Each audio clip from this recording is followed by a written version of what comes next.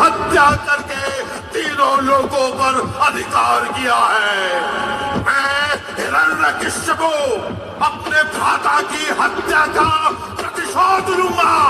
किंतु विचार करो, विष्णुदेव अत्यंत शक्तिशाली हैं, उन्हें पराजित करना संभव नहीं। तुम्हारा भ्राता भी तो वर प्राप्त अजय योद्धा था, क्या हुआ? किंतु मैंने तो विष्णु के सर्वनाश का प्रण लिया है। तो तुम भी ब्रह्मदेव की आराधना करो, उन्हें प्रसन्न करो और वर पाओ। मैं ऐसी घोर तपस्या करूंगा कि देवों के सिंहासन डोलने लगेंगे। वर प्राप्ति के बाद अजय अमर होकर मैं तीनों लोगों का स्वामी बनूंगा।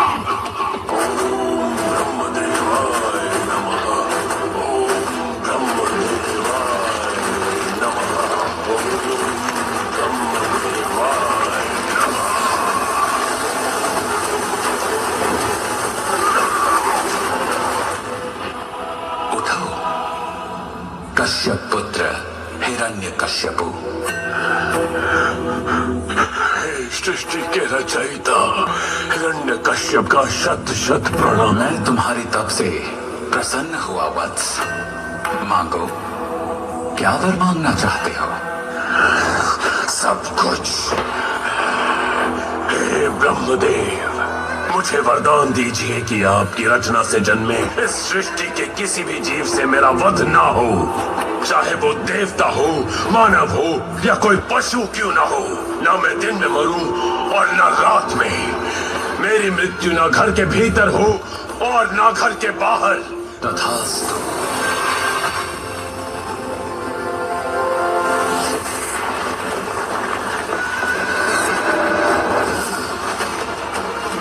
चिरंजीवी हो गया, अमर हो गया, मैं भगवान बन ही गया। अब सर्वत्र यही गुणगान, हिरण्यकश्यपु ही भगवान। हिरण्यकश्यपु ही भगवान।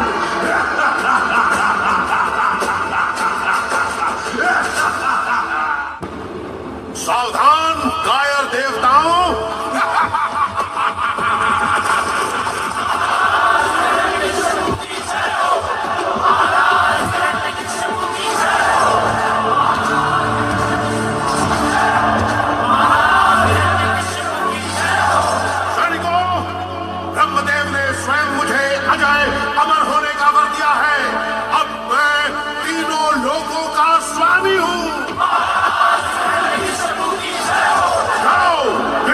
सभी मंदिरों को नष्ट कर दो, उसके भक्तों का सर्वनाश कर दो। केवल मेरा स्वामित्व स्वीकार करने वालों को ही अभय दान दो। जाओ, आदेश का पालन करो।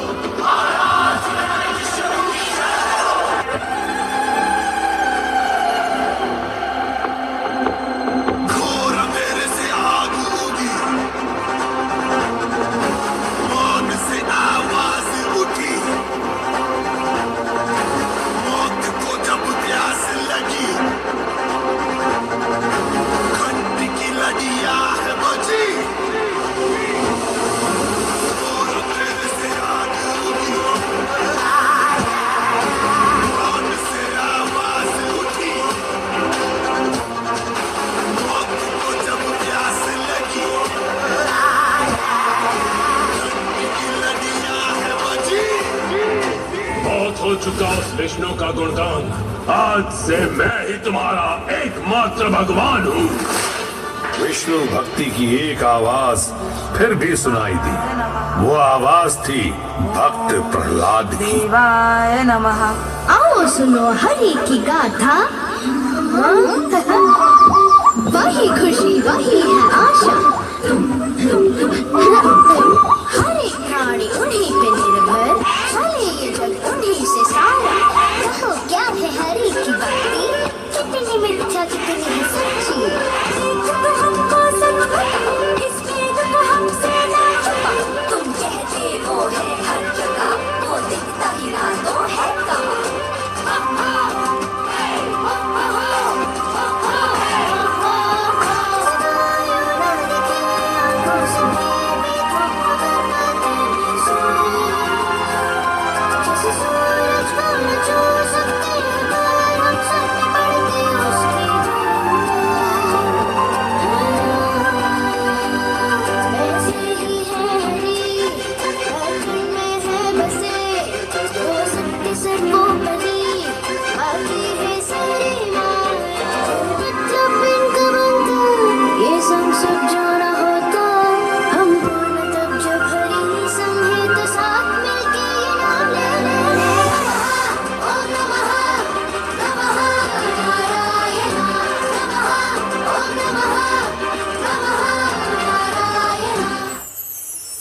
ये कैसा अपशकुन है?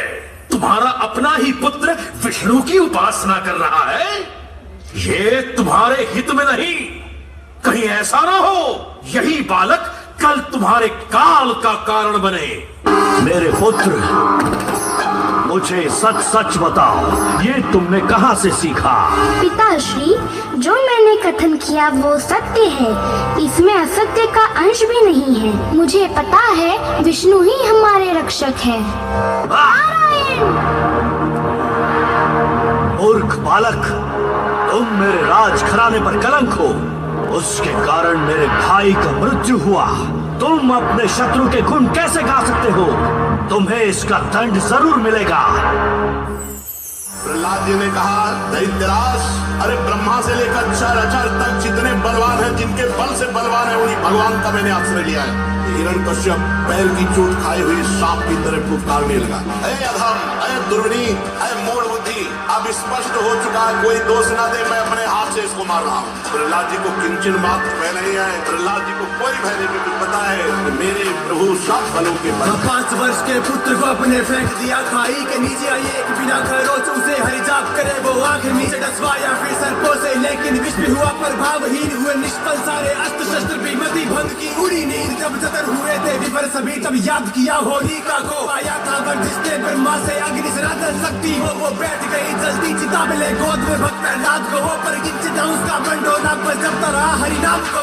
भक्त की भक्ति में शक्ति इतनी की अग्नि भी लगी शीतल सी हुई भस्म होलिका अग्नि में ही, जो अग्नि से न जल सकती, जिसकी रक्षा खुद हरि करेगा। बाल भी उसका बाका हो, फिर फर्क पड़े नहीं पास चाहे काल भी खुद दुख जाता हो।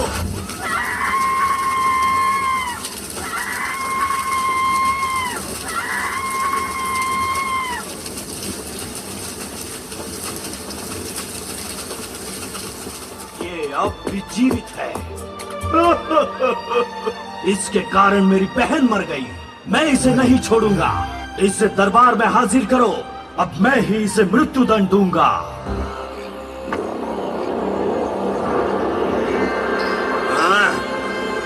तुम कहते हो कि वो सर्वत्र है, हाँ? फिर वो मुझे क्यों नहीं दिखता? मैं उसे ही ढूंढ रहा हूँ। पिताश्री, वे उन्हें ही दर्शन देते हैं जिनकी उन पर श्रद्धा है। अहंकारी और मगरूर लोगों को वे दर्शन नहीं देते। और बालक, हाँ? मुझे मगरूर कह रहा है। अब बुला तेरे विष्णु को। इसे इस खंबे से बांध दो। पिताश्री, क्रोधित ना हो। मुझे आपका अपमान नहीं करना है। अगर भगवान पर श्रद्धा हो तो वो हमें हर जगह हर समय दिखते हैं। वो मुझ में है, आप में है, वे हर जगह है। वो तो इस खंबे में भी है। अच्छा, तो वो इस खंबे में है। अभी देखता हूँ।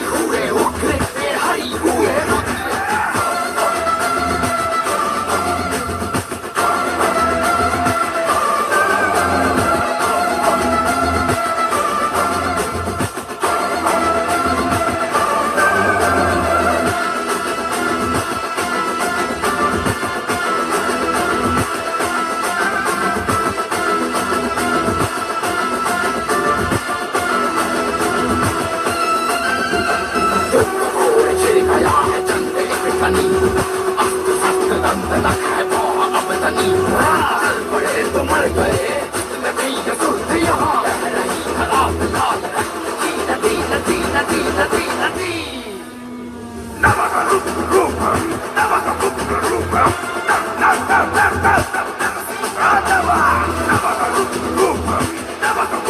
Never